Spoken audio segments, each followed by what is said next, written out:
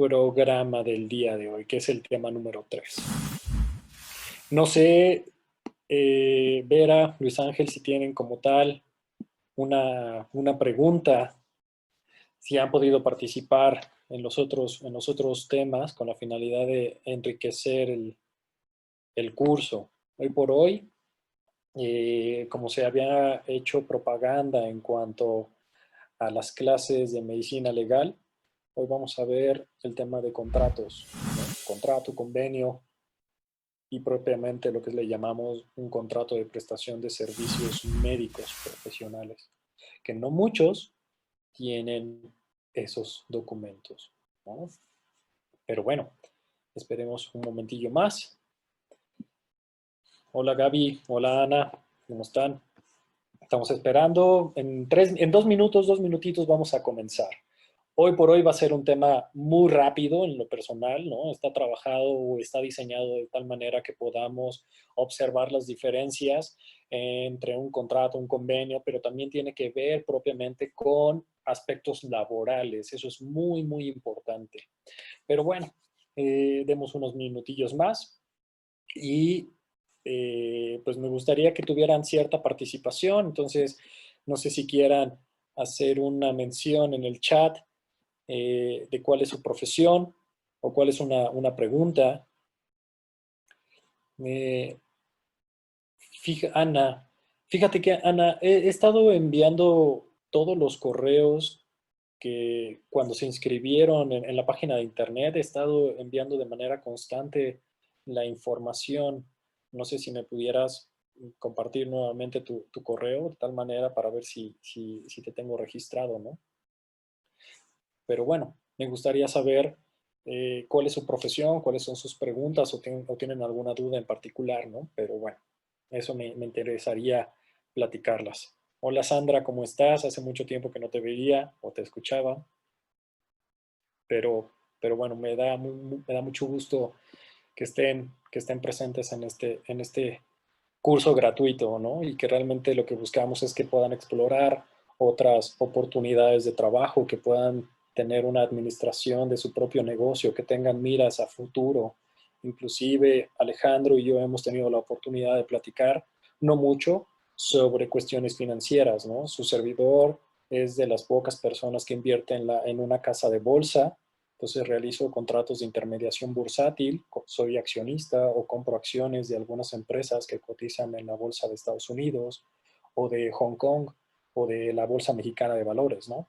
Entonces, el día de mañana estamos pensando en elaborar lo que sería un curso para mejorar las finanzas personales. Y esto quiere decir que podamos comprar o diversificar portafolios, es decir, que compremos fondos o mercados de deuda, que quiere decir CETES, bonos, unibonos, o en el mercado de capitales, ¿no? Ser accionista de Amazon, de Netflix, de empresas que puedan ser reconocidas y que tienen una estabilidad económica, ¿no? Pero bueno, el día de mañana, si les interesa, pues como dicen en los youtubers, ¿no? Coméntenlos, háganlo, hagan sus mensajes y con muchísimo gusto veremos si hay buena participación. Pues adelante, con muchísimo gusto compartiremos esta información con todos ustedes, que en lo personal es muy difícil, es muy técnico, esa es la realidad, pero también tiene que ver muchísimo como la conceptualización de cómo mejorar nuestras finanzas, ¿no? Cómo comprar pólizas de seguros, muchas cosas, ¿no? Pero bueno, eh, ya que estamos iniciando el tema del día de hoy, estamos hablando de temas de contratos, convenios, ¿no? Siendo muy honestos, no voy a ser tan técnico en cuanto a las palabras en el plano legal. Lo que quiero es que puedan entender las diferenciaciones entre una y otra y cómo se involucra con nuestra profesión, ¿no? Como lo habíamos mencionado, el tema de hoy va a ser una diferenciación entre un contrato de prestación de servicios profesionales versus un contrato individual de trabajo, ¿no? Me permitiré hacer algunas aclaraciones o regresaré a unos mapas que estaremos mostrando. Básicamente, cuando estamos hablando de contratos, básicamente estamos hablando de que hay una materia civil, ¿no? Y que te señala que en el Código Civil de la Ciudad de México hay que buscar, si estamos en otro estado, hay que buscar el artículo análogo al estado que haga referencia a que al contrato de prestación de servicios profesionales, ¿no? Y propiamente señala que es un acuerdo que produce o transfiere obligaciones y que señala que el profesionista otorga, presta y la persona que está contratando es quien recibe los servicios profesionales y pueden fijar de común acuerdo una retribución, es decir, se va a determinar cómo se va a pagar. Sin embargo, lo que quiero yo mostrarles propiamente es que, permítame tantito, estoy queriendo cambiar nuestro contrato. Básicamente lo que quiero mostrarles es ¿cuál es la diferencia entre un contrato de prestación de servicios profesionales y propiamente versus un contrato individual de trabajo? Y hoy por hoy, muchas empresas utilizan este tipo de sistema, el contrato de prestación de servicios profesionales, es decir, el famoso llamado outsourcing. Esto, al final de cuentas, contribuye o ayuda a disminuir cargas fiscales para una persona, un empresario, o una persona física también, no necesariamente una persona moral. Pero el detalle es que si nosotros buscamos la manera de apoyar a nuestra economía, muchas personas están diciendo que es inconstitucional, que es ilegal, que al final de cuentas estás afectando a la economía, que no estás otorgando las prestaciones debidas. Bueno, hoy por hoy, señores, al final de cuentas es una figura jurídica que está permitida y que tiene desventajas y beneficios. Pues sí, al final de cuentas esa es la realidad. Sin embargo, quiero hacer una aclaración. Lo importante es que si nosotros pudiéramos trabajar básicamente entre las diferenciaciones entre un contrato de prestación de servicios y un contrato individual de trabajo, bueno, pues hoy lo vamos a ver, ¿no? Propiamente, cuando estamos hablando de un contrato de prestación de servicios profesionales, se regula propiamente por la materia civil. Y cuando estamos hablando de un contrato individual de trabajo, estamos hablando de una materia laboral, ¿no? Son cosas muy, muy diferentes. Entonces, lo importante y lo que quiero que ustedes puedan entender es que hay dos vías en el ámbito legal. Son muy diferentes. Entonces, esa sería una de las principales características. Número dos, cuando estamos hablando de un contrato individual de trabajo es porque una persona ha sido contratada, es decir, es un empleado. Mientras que en un contrato de prestación de servicios profesionales, uno como profesionista está otorgando su conocimiento, su expertise, entre otras cuestiones, ¿no? Y al final de cuentas se le va a dar una retribución que nosotros le llamamos honorarios, ¿no? Mientras que en el ámbito laboral, evidentemente se utiliza la palabra salario, ¿sí? Muchas cuestiones que se tienen que considerar para diferenciar un contrato de prestación de servicios dentro versus un contrato individual de trabajo, bueno, es que al final de cuentas, cuando nosotros estamos trabajando, y me permito compartirles ahorita el mapa, que me aparece un cuadrito de basura, pero no se preocupen, ahorita lo voy a corregir, es que básicamente, cuando estamos hablando de un contrato individual de trabajo, el patrón tiene la obligación o tiene una carga de poder ofrecer las prestaciones mínimas de ley, es decir, aquellas prestaciones que se otorgan o que están consideradas en la Ley Federal del Trabajo. Ahorita vamos a hablar de ellas. Sin embargo, cuando una persona ofrece sus servicios de manera profesional e independiente, básicamente esta persona propiamente no va a tener prestaciones de ley, ¿sí? Ese es un aspecto muy, muy importante que tenemos que diferenciarlo, porque si nosotros estamos trabajando como independientes, tenemos que velar por nuestros propios intereses, como dice el dicho, ¿no? Cada quien jala agua para su canal, ¿no?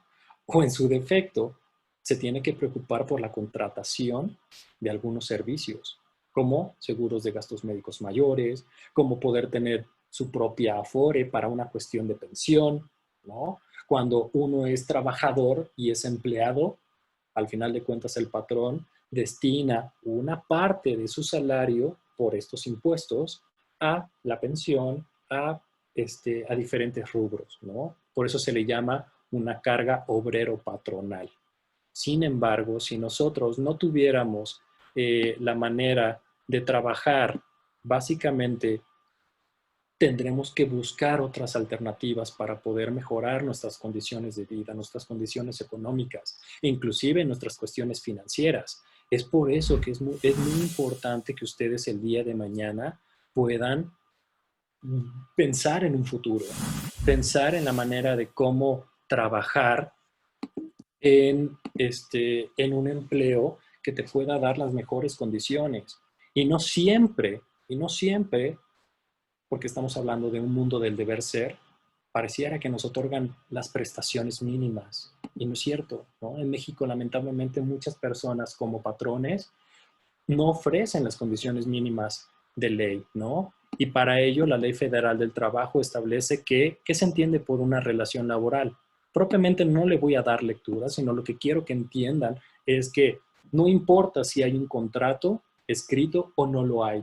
Para la ley le interesa que la persona tenga como tal una relación laboral, que sea subordinada y que al final de cuentas tenga una retribución, un salario. Y que en el mundo de hoy en día le llamamos, o le llaman, ¿no? El famoso Godín. Es que yo soy Godín. Pues sí, estas personas son las que tienen afortunadamente un salario de manera recurrente y que al final de cuentas ellos tienen como una certeza, una seguridad de recibir un dinero cada 15 días o cada 10 días, ¿no? O depende de cómo lo haya establecido el patrón. Sin embargo, cuando estamos hablando de un contrato de prestación de servicios, propiamente no hay un salario fijo, ¿no?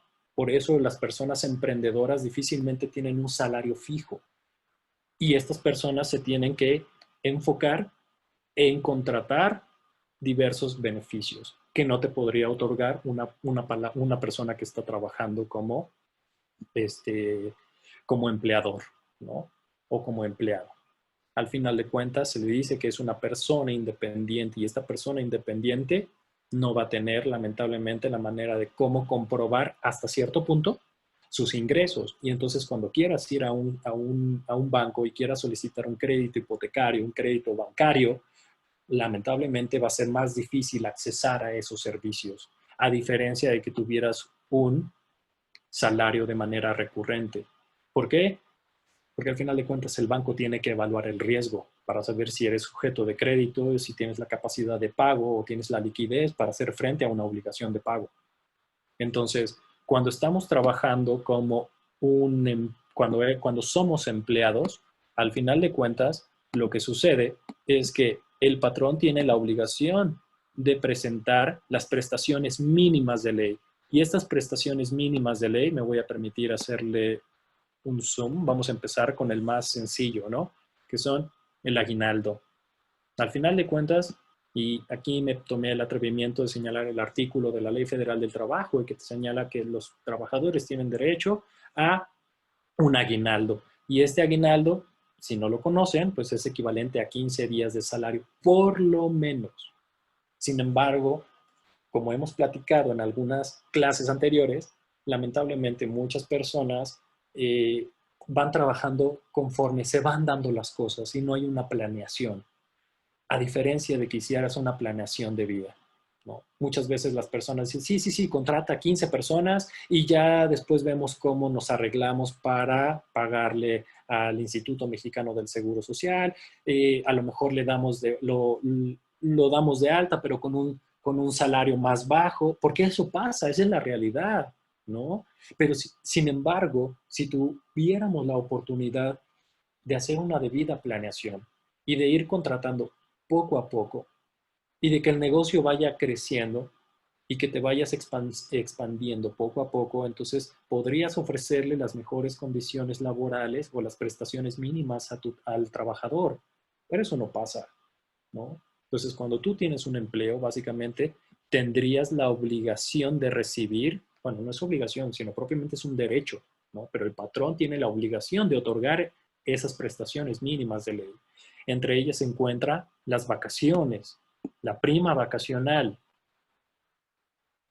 Déjame abrirlas, ¿no?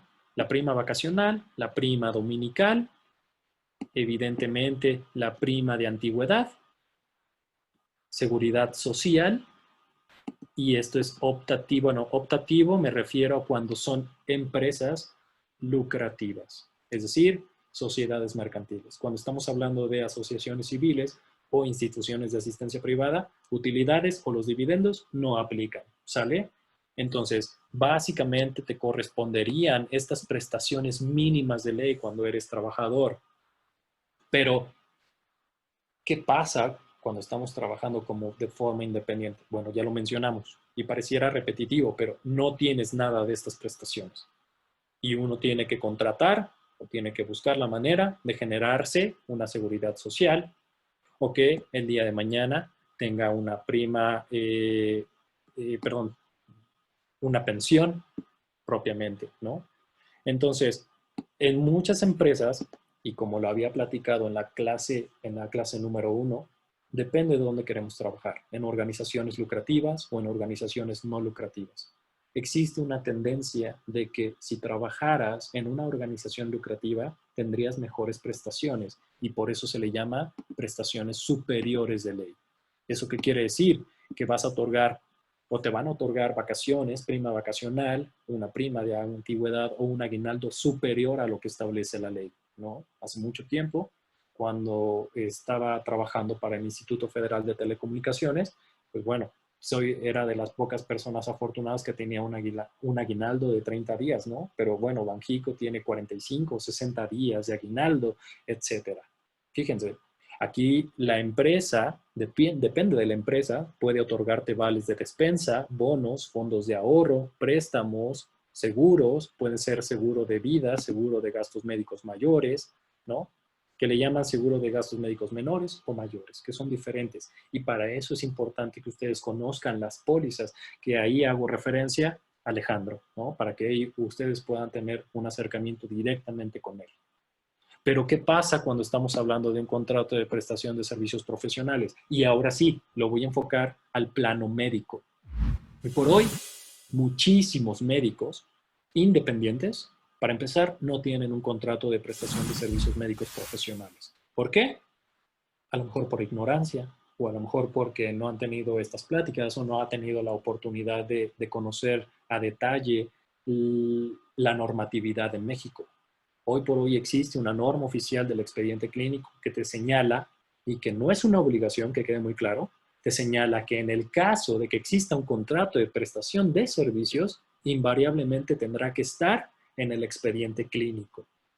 Entonces, ¿qué pasa? Cuando ustedes van con un dermatólogo, cuando ustedes van con un odontólogo, cuando van con un psicólogo, un psiquiatra, no me importa quiénes sean, que sean profesionales de la salud, ayudaría muchísimo que tuvieran un contrato de prestación de servicios profesionales. ¿Por qué?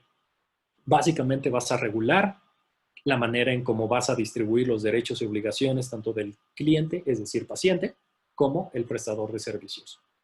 Ahí vas a establecer o se recomienda que puedas estipular, oye, yo tengo derecho a una segunda opinión, tengo derecho a que se me pague unos honorarios por los servicios, ¿no? Dependiendo de qué calidad estemos hablando. Entonces, la gente no lo tiene, los médicos no lo tienen, o puedo utilizar la palabra profesionales de la salud, porque esa es la palabra que engloba a todas las personas que están relacionadas con el ramo médico. Y muchísimas personas, lamentablemente, no están asesorados.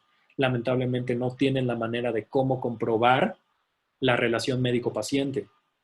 Y el contrato es una forma muy buena para hacerlo. Lamentablemente, hemos platicado en las clases anteriores que yo decidí estudiar Derecho por una cuestión de que quisieron extorsionar a mi familia, ¿no? Y mi familia, muchos de ellos son del ramo médico. Y entonces se han querido pasar con mi familia en ese sentido. E inclusive han tratado de extorsionar, haciéndose pasar por pacientes y acudiendo a la Comisión Nacional de Arbitraje Médico o a la Comisión Nacional de Derechos Humanos o en su defecto a Profeco, ¿no? Y entonces al final de cuentas las personas pueden hacer las denuncias, pueden hacer dimes y diretes, ¿no? Pero básicamente nosotros presentamos nuestras excluyentes de responsabilidad, que son nuestro contrato. Y se establece claramente que para que el interesado pueda convertirse en un paciente, forzosamente o invariablemente tendrá que firmar un contrato de prestación de servicios profesionales, odontológicos, endodónticos, de psicología, de psiquiatría, de bariatría, la que ustedes me digan. Sin embargo, la persona no lo hace o lo desconoce. Entonces, el contrato forzosamente se establecen las pautas o las limitantes de cómo se va a regular la conducta entre el médico y el paciente. Esto es la importancia y por eso al final de cuentas estoy tratando de utilizar palabras muy simples y muy claras en cuanto a un contrato de prestación de servicios profesionales cuando una persona es independiente, cuando tiene su propio consultorio o en su defecto, a lo mejor no tiene un consultorio, pero puede ofrecer sus servicios de manera profesional y que se establezca cuánto se le va a pagar. Este tipo de documentos te pueden ayudar el día de mañana de comprobar un crédito fiscal. ¿Por qué recibiste este dinero? Ah, bueno, porque tengo este contrato, ¿no? Porque ahí se estipula cuánto te va a pagar por las sesiones, por todo el tratamiento médico, pero no lo tienen. Y además de que no lo tienen, no llenan correctamente el expediente clínico. Y además de que no llenan correctamente el expediente clínico, no tienen los formatos que establece la norma oficial del expediente clínico para poder tener notas de evolución, notas preoperatorias, notas postoperatorias, lo que se llama el alta del paciente o en su defecto el egreso voluntario, que son conceptos totalmente diferentes. Entonces, cuando estamos hablando de un contrato, al final de cuentas estamos buscando que la persona se adhiera a las condiciones. Por eso, cuando ustedes van a un banco y quieren sacar un contrato, una tarjeta de crédito, van a celebrar un contrato de adhesión, un contrato de crédito. Y no se le llama un convenio de crédito o un convenio de adhesión porque no puedes negociar los términos y condiciones. No puedes pedirle, oye, dame una tasa del 5% en vez de que sea del 10%. Y por eso no se puede. ¿Sí? Es un contrato de adhesión. Te vas a adherir propiamente, y valga la redundancia, a los términos y condiciones. Entonces, si ustedes como profesionistas, como del ramo médico, celebran un contrato de prestación de servicios, evidentemente se trata de equilibrar en la medida de lo posible las condiciones, es decir, con, derechos y obligaciones tanto del paciente como del médico para que las dos partes conozcan a qué se atienden. Pero muchas personas no lo quieren firmar. Al contrario, nosotros, cuando hablo de nosotros me refiero a toda mi familia que está en el ramo médico, todos tienen un contrato de prestación de servicios. Y si la persona no acepta firmar el contrato, perfecto, tiene todo su derecho de hacerlo. Sin embargo, el día de mañana, si esa persona se queja de que no le quise recibir que no se le quiso atender, no es cierto, porque en el mismo contrato y tenemos un manual de organización y un manual de procedimientos en donde estamos estableciendo conforme a la ley para prevenir y eliminar la discriminación en México, se señala que si tú sustentas tu actuar con base en cuestiones éticas, científicas y ilegales, no deberá considerarse como una acción discriminatoria. Entonces, el hecho de que yo esté condicionando que una persona acceda a mis servicios, pero que tenga que firmar un contrato de prestación de servicios, no es una cuestión discriminatoria. Al contrario, lo que me está ayudando es precisamente a unificar que la persona conozca sus términos y condiciones. Y si las acepta, adelante. Si no quiere, perfecto. Que vaya con el médico de al lado, ¿no? Que esa persona no tiene su contrato. Y evidentemente, a mí en lo personal, si ustedes me preguntan, me daría mayor seguridad poder estar con una persona que me muestre de antemano cuáles son mis derechos, cuáles son mis obligaciones y que también me está haciendo llegar información por escrito, como cuál, un consentimiento informado. No hay forma alguna de que se nos esté escapando algo. Tratamos de proteger tanto al médico, evidentemente, pero también estamos haciendo una noción conforme a las leyes, como la Ley General de Salud o el Reglamento para la Prestación de Servicios de Atención Médica Ambulatoria, de que el paciente tenga información clara, oportuna y veraz. De que también estamos, como médicos, estamos haciendo una promoción de la salud porque le estoy dando información por escrito. en donde los procedimientos que yo realizo como médico o como profesional de la salud, mejor dicho, yo estoy estableciendo un método de abordaje clínico, una técnica y que se la explico. Yo hace muchos años les platico, yo tuve lamentablemente una ruptura del ligamento cruzado anterior y acudí a uno de los mejores hospitales de México y pregúntenme si yo firmé un consentimiento informado sobre la cirugía de la artroscopia. Claro que no.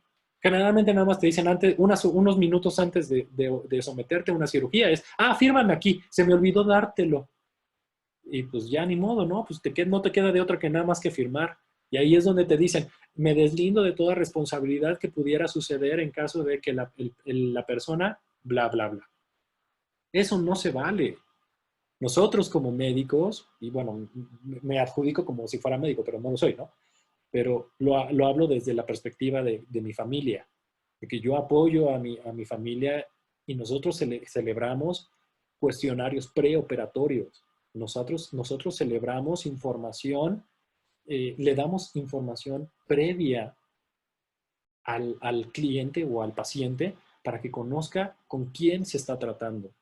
Y creo que le da profesionalidad, le da seguridad a la persona. Tú estás sabiendo qué puedes hacer y qué no puedes hacer. O sea, de antemano, desde un inicio estamos diciendo que antes de la operación la persona no puede consumir drogas, no puede consumir alcohol, etcétera. O sea, le estamos informando.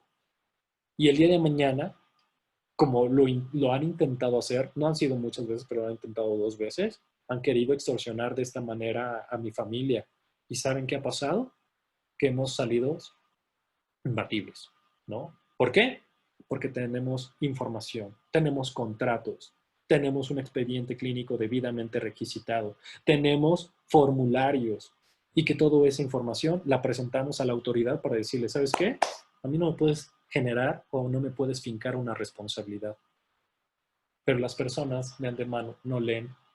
Si la persona no lee su contrato o no la aprovecha, bueno, esa es su responsabilidad.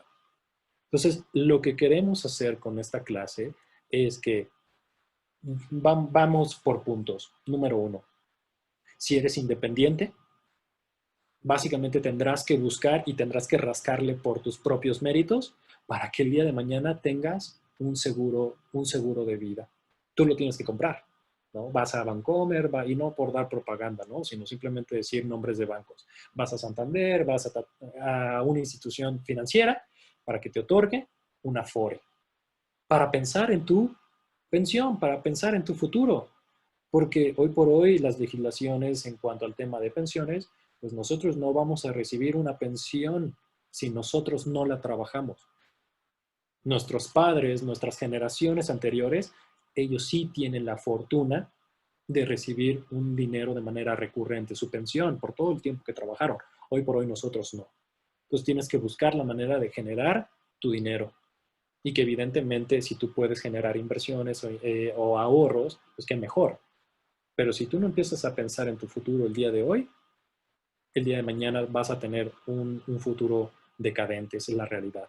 Porque todo lo que pudiste haber ahorrado durante todo tu años activos, te lo vas a acabar en 1 año, 2 años. Y no se trata de eso. Ahora bien, cuando estás trabajando como un empleado, ¿no? Y tienes un contrato individual de trabajo, puede ser que lo tengas por escrito, puede ser que no lo tengas, no importa, al final de cuentas tienes la obligación de recibir prestaciones mínimas de ley. Tú tienes un salario mínimo, tienes un salario recurrente, tienes una prestación, un seguro de gastos médicos menores o mayores. Bueno, pues al final de cuentas tienes una seguridad, una certeza. Utilicen ese dinero precisamente para buscar un futuro. Y se los digo yo que tengo 34 años, ¿no? Entonces, mi interés es, yo a los 45 años me voy a retirar. Eso es lo que yo quiero. Y lo estoy tratando de conseguir. Entonces, lo importante es que las diferenciaciones de un contrato de prestación de servicios y un contrato individual de trabajo tienen un abismo de diferencias muchísimo. Pero cuando estamos hablando del plano médico, los profesionales de la salud, para empezar, no tienen contratos. El día de mañana, cuando ustedes quieran demandar porque ustedes realizaron un servicio y les costó 10,000, 20,000 pesos, la cantidad que sea, el día de mañana no van a poder demandar. ¿Saben por qué? Porque no tienen un contrato base de la acción. No tienen un documento que avale que la persona te debe dinero. Entonces, esa es la relación y las personas desconocen los marcos normativos y lamentablemente se aprovechan de ello, ¿no? Esa es una de las cuestiones que yo les quisiera mencionar sobre esta plática. Yo había mencionado que es muy, muy corta, pero lo importante es que podamos aprender de ello. Que si ustedes son médicos o son abogados, celebren contratos, porque el día de mañana, si la persona te deja de pagar, tú dices, bueno, pues ahí muere, ¿no? Me sale más caro el caldo que las albóndigas. No, pues es que no se trata de eso, se trata de que haya certeza, de que haya seguridad. Y a lo mejor viviré en un mundo eh, del deber ser, pero yo no quiero convertirme como en el dicho de que todos los abogados son como los plátanos, ¿no? Ninguno es derecho. No es cierto. Hay gente que sí trata de hacer las cosas bien, que sí trata de dar información real y certera, que sí trata de hacer las cosas bien. Y seremos los pocos, pero bueno, nuestro trabajo va a hablar por nosotros mismos y al final de cuentas vamos a ser recomendados. Y eso nos va a dar la oportunidad de que las personas confíen con nosotros y que también confíen en este proyecto financiero que tiene Alejandro, ¿no? Se trata de que puedan tener información clara, oportuna y veraz de manera sencilla, evidentemente gratuita, porque al final de cuentas nosotros estamos otorgando nuestro tiempo de manera gratuita y muchos quisieran cobrar por ello, ¿no? Y más en esta época de pandemias. Pero no se trata nada más de cobrar, se trata de tener una acción social de tal manera que las personas puedan emprender, que puedan generar su propio criterio, que tengan información y que vayan creando su propio, valga la redundancia, su propio criterio. Entonces, esta plática en cuanto a un aspecto civil, un poco laboral, un poco también del plano médico y también pensando en una proyección financiera a futuro, genera seguridad. No se trata de ir nada más al ahí se va. Hay mucha gente que lo hace y le funciona, qué bueno, que me da mucho gusto. Yo no, Bruno no, yo no funciono así. Yo soy mucho más metódico, yo soy un inversionista mucho más conservador, yo trato de planificar y eso no quiere decir que mis planes a lo mejor no funcionen. O igual y sí, igual y no, pero no me decepciona, al contrario, supe que le dediqué tiempo a algo que a lo mejor si le dediqué y me esmeré, va a tener mejores resultados, ¿no? Y se los digo por experiencia porque he tenido la oportunidad de ser trabajador y hoy por hoy no me gustaría llamarme o utilizar la palabra emprendedor. Sin embargo, hoy por hoy yo soy una persona independiente. Yo busco, sí, cómo no, es la realidad, ¿no? Entonces, el detalle es que yo no estoy esperando que las cosas me caigan. Hay que buscar, hay que involucrarse, hay que meterse, pero hay que tener conocimiento para ello. Entonces, me gustaría abrir un poquito el chat o el micrófono para aquella persona que quisiera comentar o tener alguna duda, porque al final de cuentas lo que queremos es que esté relacionado con con el tema médico, ¿no? Porque al final de cuentas este curso trata de abordar muchas aristas en el tema de la salud en aspectos médico-legales, evidentemente. No sé si tengan alguna duda o mi estimado Alejandro quieras aportar algo más, ¿no?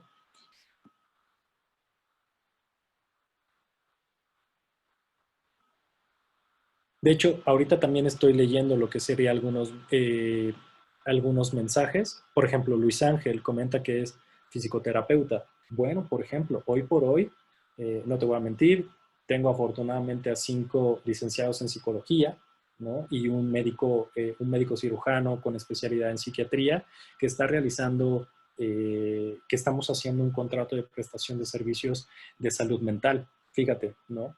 Realmente lo que buscamos es explicar que cuál es y te lo voy a exponer tal cual como se los dije a ellos. ¿Has pensado a lo mejor en una posible consecuencia de que si tú estás teniendo un tratamiento individual o grupal y una persona a lo mejor tiene alguna tendencia suicida, porque me ha pasado y me lo han platicado, y el día de mañana se enteran de que tú fuiste el médico que lo atendió, te empiezan a investigar?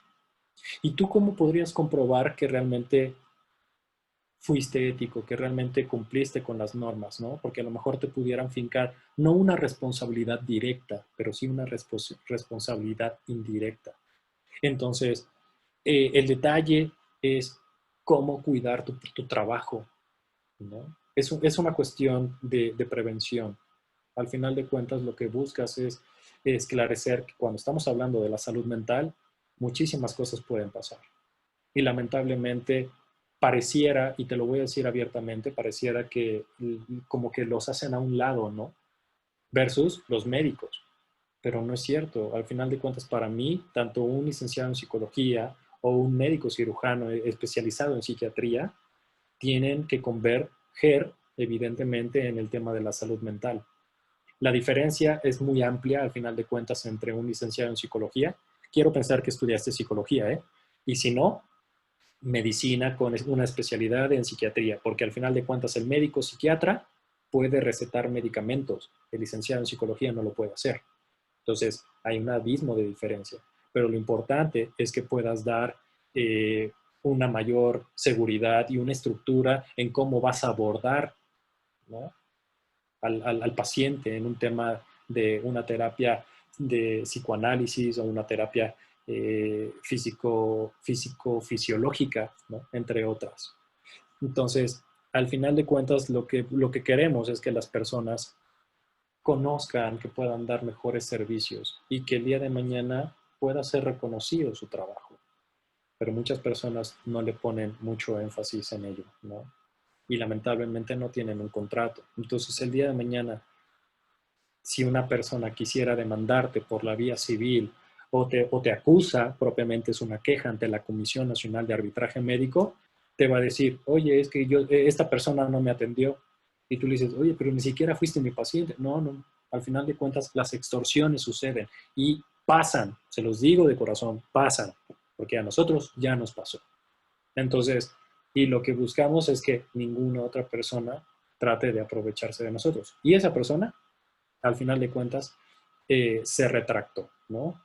Pero bueno, lo que buscamos es que generemos mayor confianza, generemos un blindaje lo más integral posible. No estoy diciendo que tengamos formatos, formatos y formatos. No, no, no, sino simplemente tener aquellos documentos que realmente te puedan proteger, que te puedan servir para que el día de mañana tú puedas presentarlos ante la autoridad y que el día de mañana no te finquen una responsabilidad.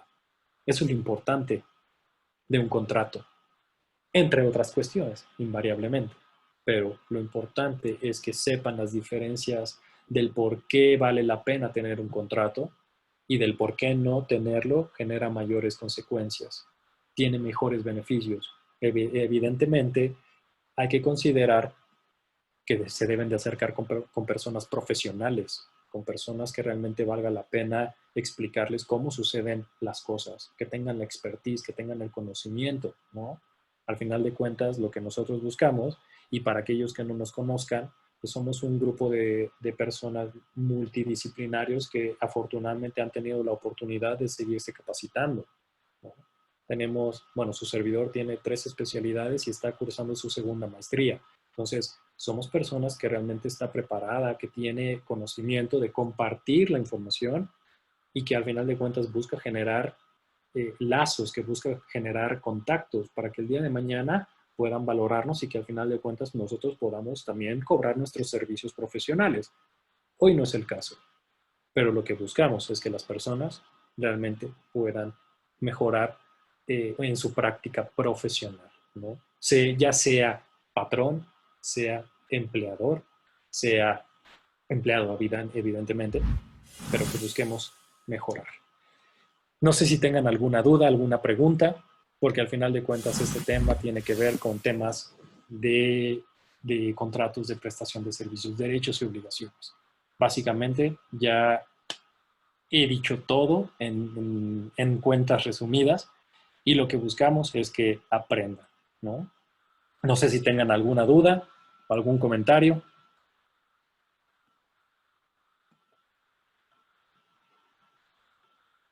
Déjenme seguir leyendo algunos comentarios que me han enviado. El contenido del curso para dar más estructura al ejercicio clínico. Bueno, hoy por hoy me gustaría mencionar que en las próximas clases o en la próxima clase estaríamos hablando sobre delitos en el área de la salud. Estaríamos hablando también del procedimiento ante la Comisión Nacional de Arbitraje Médico. Estaríamos hablando de cómo debería integrarse un expediente clínico. Propiamente estaríamos señalando un consentimiento informado. ¿Qué aspectos debe de tener? ¿Qué aspectos no debe de tener? ¿No? He estado leyendo y he estado viendo algunos videos que corren en internet que dicen que hay que elaborar consentimientos informados de COVID-19. No es cierto, porque para empezar, un consentimiento informado tiene que ver sobre temas de una intervención quirúrgica o sobre un procedimiento o un tratamiento. Y además, para empezar, no tenemos los beneficios de un COVID-19. No sabemos cuál es el beneficio. Lo que sí se puede hacer y lo que se recomienda invariablemente es un disclaimer, que en español es un excluyente de responsabilidad en temas de enfermedades infectocontagiosas, ¿no? Porque en Estados Unidos es una práctica muy común que el día de mañana te puedan demandar que contrajo la enfermedad o el virus en el establecimiento mercantil o en el propio consultorio, ¿no? Y solamente dependerá de un jury, que le llaman un jurado, para que básicamente pueda determinar si es responsable el consultorio, si tienen buenas medidas de higiene o no. Al final de cuentas, valdría la pena tener excluyentes de responsabilidad por COVID-19 en caso de que tengan algún tipo de consultorio, una clínica o un puesto de salud. Lo importante sería considerar estas cuestiones, ¿no? Lamentablemente hay muchísimas malas prácticas en el ejercicio clínico y muchas veces, lamentablemente, los copiamos de nuestros jefes, ¿no? Muchas veces, esa es la realidad. Porque somos una esponja. Cuando estamos jóvenes, aprendemos todo, sea bueno, sea lo malo. Y muchas veces no sabemos discernir si esta práctica es lo correcto. Y cuando me refiero a la palabra correcto, es con base en las leyes o las normas oficiales. Eso es lo importante. Pero lamentablemente las personas no conocen esas leyes, ¿no? Entonces, eh, ahora sí, no sé si quieran abrir el micrófono, pueden abrir su micrófono para que al final de cuentas podamos eh, eh, dar la palabra. Creo que Luis Ángel solicitó el uso de la palabra, entonces adelante, Luis Ángel. Hola, buenos días. Buenos días. Sí, precisamente, sí soy licenciado en psicología y justo estoy en el proceso de titulación en neuropsicología clínica y me pasa exactamente lo que estás planteando. Hace un par de años estuve en un proyecto para implementar una clínica integral y precisamente mucho de mi interés era el estructurar desde una parte de consentimientos la práctica clínica. Lo que me pasó desafortunadamente es que de manera muy curiosa, muchos de mis profesores que eran como parte del proyecto y algunos colaboradores que tenían más formación, tenían maestría, doctorado, especializaciones, diríamos que tenían un poquito más de experiencia en el ámbito académico y clínico, no veían la importancia de un consentimiento informado, ¿no? Entonces, precisamente la disyuntiva de permanecer o de dejar el proyecto tenía que ver con esta falta de formalidad. En algún momento tuve la posibilidad de trabajar en un centro de atención psicológica de la delegación de aquí de Iztacalco, de la Ciudad de México, y pues esta parte institucional ya estaba salvaguardada, ¿no? Ya había protocolos, manuales de operación, ya había consentimientos, documentos que tenían muy estructurada y sistematizada la práctica clínica. Entonces me resuena mucho porque precisamente pues, no faltaba, ¿no? Cuando de pronto había algún tipo de negligencia, y tengo que decirlo así, de parte de los colaboradores, y había una parte de descuido de pacientes con riesgos o que no se canalizaban oportunamente, que requerían un tratamiento psiquiátrico además del psicológico, y que entonces pues yo veía toda esta parte de los problemas legales en los que se metían, ¿no? O sea, no solamente era la cuestión de la parte legal, sino la cuestión de la imagen, la cuestión de la práctica que los bloqueaba un rato. Entonces, afortunadamente me ha ido muy bien a nivel laboral. Trabajo con un esquema de terapia breve, lo cual implica mucha sistematización, mucha organización dentro de la práctica clínica.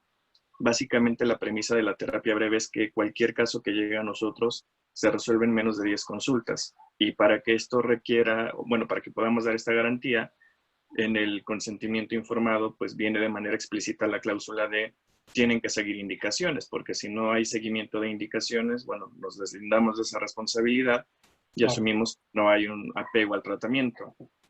En consecuencia, se les puede derivar o se puede interrumpir el tratamiento. Entonces, creo que esta parte precisamente fue lo que me llamó la atención para tomar el curso. Ahorita, por ejemplo, estoy ofreciendo mis servicios en el Hospital Ángeles del Pedregal, aquí en la Ciudad de México, pero es más como una especie de contrato de renta del espacio, o sea, no hay una estructura institucional para decir yo soy un especialista del hospital, o sea, más bien trabajo en el hospital porque hay una especie de contrato de renta, ¿no? Del espacio. Y finalmente, dado que es un servicio independiente, dando este salto de la parte institucional a la parte privada, es donde esta parte de orientación y lo que se verá en los siguientes cursos, que tiene que ver con aspectos más técnicos y legales de los consentimientos informados, me es completamente de utilidad. Gracias, gracias Luis Ángel. Básicamente lo que tú me acabas de mencionar es que, y te voy a decir las palabras tal cual como son. Al final de cuentas, tú tienes un contrato de arrendamiento para el hospital Grupo Ángeles Empresarial, ¿no? Y tú tienes que tener en tu consultorio tu aviso de funcionamiento y tu de responsable sanitario, para empezar, ¿no? Entonces, ahí tú estás ofreciendo tus servicios. Tú no eres trabajador del Grupo Ángeles. Ahí, al final de cuentas, tú estás ofreciendo tus servicios profesionales. Y qué bueno que al final de cuentas te hayas dado cuenta de que, como lo llegué a mencionar, ¿no? Y lamentablemente así pasa. Y por eso aprendemos también en la buena y a la mala, de que copiamos algunas malas prácticas, ¿no? Hay gente que no conoce por desconocimiento, por ignorancia, por muchos factores, ¿no? No necesariamente por falta de interés, pero empiezas a observar con otras clínicas que tienen consentimientos informados, que son más estructurados, sí, porque al final de cuentas buscan protegerse, esa es la realidad, ¿no? Entonces, un contrato ayuda. El consentimiento informado, tal cual como lo mencionaste, a lo mejor haría como una pequeña observación. Generalmente el consentimiento informado no señala un clausulado como si fuera un contrato, ¿no? Sino que básicamente tú vas a explicar qué es el tratamiento, cómo funciona, cómo lo vas a abordar, cuáles son sus beneficios y cuáles son sus riesgos. Principalmente, ¿no? Claro, tiene otras características como que debe ser firmado por el médico, tiene que señalar lugar, fecha, firmado por 2 testigos, para que sea considerado como un consentimiento informado. Si no cumples con esas formalidades, al final de cuentas, yo como abogado voy a empezar a quitarte palomitas, ¿no? Voy a empezar a utilizarlas en tu contra. Pero bueno, al final de cuentas, lo importante es que tengas ese tipo de documentos, porque hay gente que ni tiene para empezar esa información, lamentablemente, ¿no? Y cuando se llega a suscitar una problemática de índole laboral o de índole civil o de índole penal, que eso es lo que vamos a ver en la próxima clase, el próximo lunes, básicamente haremos las distinciones entre los tipos de responsabilidades que puede tener una persona en el ámbito médico legal, evidentemente, pero si no tienes estos documentos base de la acción, documentos que puedan ser utilizados como un excluyente de responsabilidad, al prestador de servicios le van a fincar una responsabilidad, ¿no? Por ejemplo, muchas veces dicen, es que los médicos si te prescriben una receta médica es responsable. Sí, claro que sí. La respuesta es sí, porque a lo mejor el medicamento generó una reacción adversa al paciente y le ocasionó una falla respiratoria, no lo sé, o una reacción alérgica. Y al final de cuentas, en el mundo del abogado existen 2 tipos de responsabilidades, la objetiva y la subjetiva. La objetiva quiere decir que la persona quiso cometer un daño o generó un daño. Y en la responsabilidad subjetiva es, no era su intención, sin embargo el daño se generó. Entonces, aquí las cuestiones es que al profesional, llámese licenciado en psicología, bueno, sale como médico cirujano o cirujano médico dentista, así salen los odontólogos principalmente, tienen responsabilidades, ¿no? Entonces el detalle de cumplir con un aspecto normativo, porque muchas Ujú. veces es mucho más difícil estar en normas en la realidad que estar en el mercado informal, ¿no?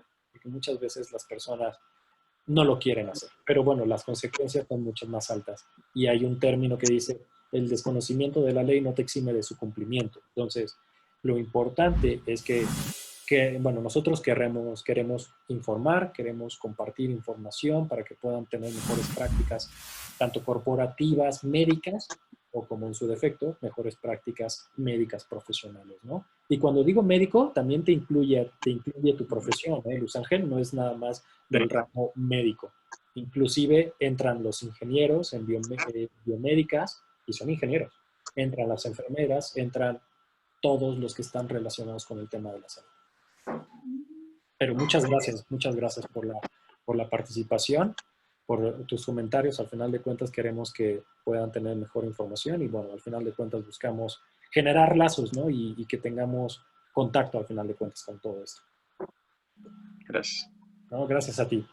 No sé si hay alguna otra persona que quisiera participar, que quisiera hacer un comentario. Déjenme ver si me han escrito. Eh, bueno, hasta ahorita no ha habido algún tipo de comentario u otra pregunta. Pero bueno, espero que les haya gustado esta pequeña charla, ¿no? Esta plática clase sobre los contratos de prestación de servicios profesionales y un contrato individual de trabajo, porque tiene que ver con temas profesionales, tiene que ver con temas de nuestro mundo, de nuestro día a día. Queremos ser Godín o no queremos ser Godín, ¿no? Y cuando queramos ser una persona independiente, pues bueno, la verdad es que tienen una tarea mucho más difícil, se pintan más difícil porque hay que buscar, algunos tenemos que contratar los servicios, ¿no? Y lamentablemente el contratar los servicios cuesta dinero, ¿no? Y si una persona independiente no tiene un ingreso fijo de manera recurrente, pues evidentemente se vuelve mucho más conflictivo, se vuelve más difícil.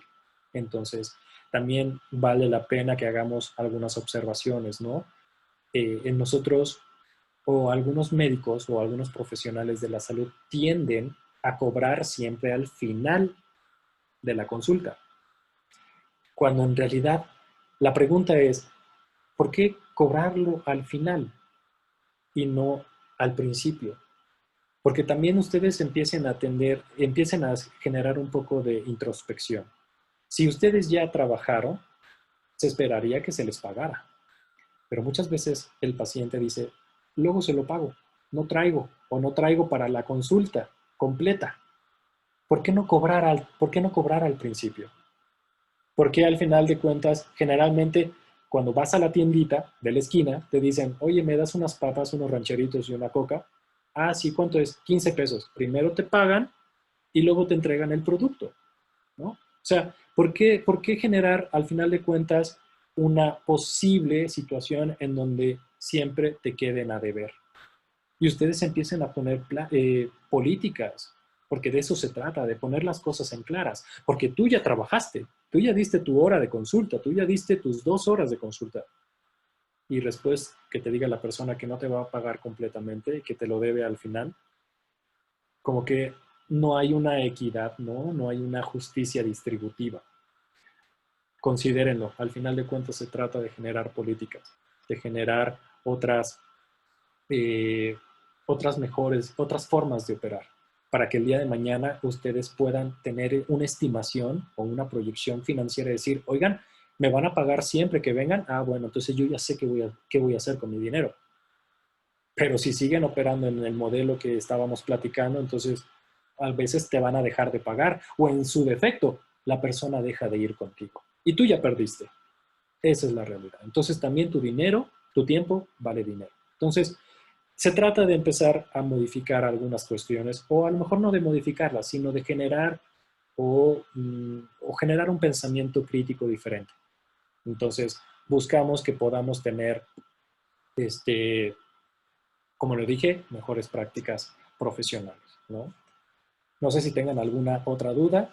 Si no, lo que buscamos es que el próximo lunes, como lo hemos tratado de llevar de manera recurrente, el lunes pasado se tuvo que cancelar, lo lamento, pero ya estamos de nuevo de vuelta y lo que queremos es que vamos a explicar temas de delitos enfocados a la salud. Está muy bueno porque al final de cuentas tenemos que hacer una distinción. La próxima clase hablaremos de que ya hubo una negligencia médica, ya hubo una mala práctica. ¿Cuál es la consecuencia? Ah, bueno, las vamos a indicar. Y dentro de 2 clases vamos a explicar cómo evitar esa negligencia o esa mala práctica. Y principalmente vamos a utilizar lo que sería el modelo de la Comisión Nacional de Arbitraje Médico, porque creo que es uno de los mejores métodos para poder resolver una problemática médico-paciente, ¿no? Y no ir directamente ante una vía jurisdiccional, es decir, ante un juez. Porque propiamente un juez es un abogado y se va a llegar de peritos enfocados al área de la salud para decirle, ¿tú qué opinas? Nada más. Y cuando estamos hablando de la CONAMED, básicamente existen un árbitro o 5 árbitros, o 3 principalmente, ¿no? Y estos árbitros pueden ser abogados, pueden ser médicos, pueden ser enfermeros, pueden ser odontólogos, pueden ser miles de diferentes profesiones para resolver una problemática. Y evidentemente la manera en cómo van a resolver las situaciones son diferentes, porque se utiliza la lex artis médica. Eso quiere decir que utiliza literatura médica para resolver una problemática. En cambio, un juez te va a decir, oye, no cumpliste con la ley, pum, incumpliste, negligencia médica, porque se va a basar en la ley. En los árbitros, básicamente te dice, oye, tú atendiste la situación, la manejaste de esta manera, utilizaste este procedimiento médico, sin embargo, el procedimiento médico sí fue avalado, sí está avalado por la Organización Mundial de la Salud, la Organización Panamericana de la Salud o cualquier otra institución reconocida. Y a lo mejor no te fincan una responsabilidad porque te basaste en modelos o en prácticas profesionales internacionales o de buenas prácticas internacionales. Entonces, hay un abismo de diferencia entre que te lo resuelva un juez y una Comisión Nacional de Arbitraje Médico. Y sigue siendo una autoridad. Eso es lo importante, quiero que lo entiendan, ¿no? Pero bueno, al contrario, Eliseo, muchas gracias por tu mensaje. Al final de cuentas, sí, el desconocimiento de la ley no te exime de su cumplimiento, ¿no? Es como decir, no sabía que dañar era malo. No, pues sí, sí tiene sus consecuencias, ¿no? Y evidentemente estaremos hablando en las últimas clases todo lo que se necesita tener para un consultorio. ¿Qué necesitas tener para operar? Evidentemente, ya mencioné unos, que es el aviso de funcionamiento y de responsable sanitario, pero ese es un aspecto de la Secretaría de Salud. Deberás de tener invariablemente tu apertura de registro comercial ante la delegación, bueno, ya no son delegaciones, son alcaldías, respecto de tu apertura de establecimiento mercantil, porque son 2 avisos diferentes.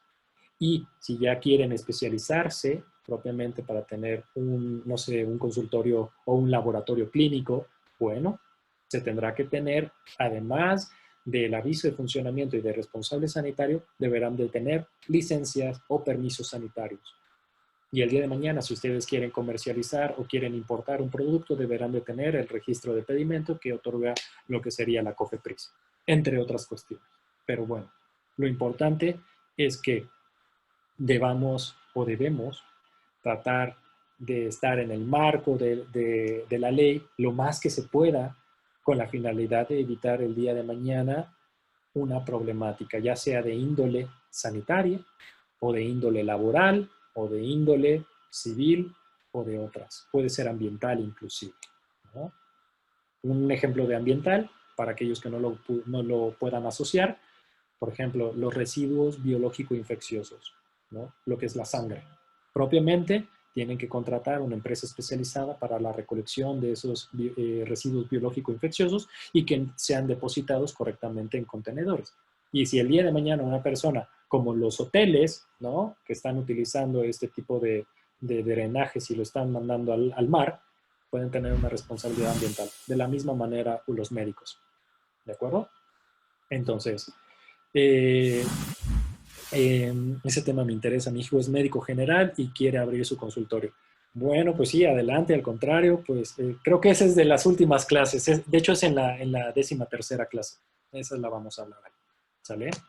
No sé si tengan algún otro tema o algún otro comentario. Si no, nuevamente yo agradezco. ¿Volviste a levantar la mano, Luis Ángel? No, a ver. Es que me aparece la manita activa. Entonces, bueno, pues no sé si tengan algún otro comentario, alguna opinión o alguna duda. Lo Muchas importante, gracias, Bruno, por tu disposición. La verdad, excelente tema, ¿eh? no, al contrario, Alejandro, muchas gracias por darnos la oportunidad de estar en este espacio con la finalidad de seguir contribuyendo a la proyección, a tu proyecto de educación financiera. Así es, Bruno, de verdad, muchas gracias. Y pues nos vemos en el siguiente tema cuando tú me dices fecha y hora y yo me encargo de lo demás. Claro que sí, con muchísimo gusto. Pues les agradezco a todos. Nuevamente, muchas gracias y cuídense mucho. Be safe, por favor, cuídense mucho. No salgan. Si tienen la oportunidad de quedarse en casa, háganlo, por favor. Pues muchas gracias por todos. Cuídense mucho. Hasta luego.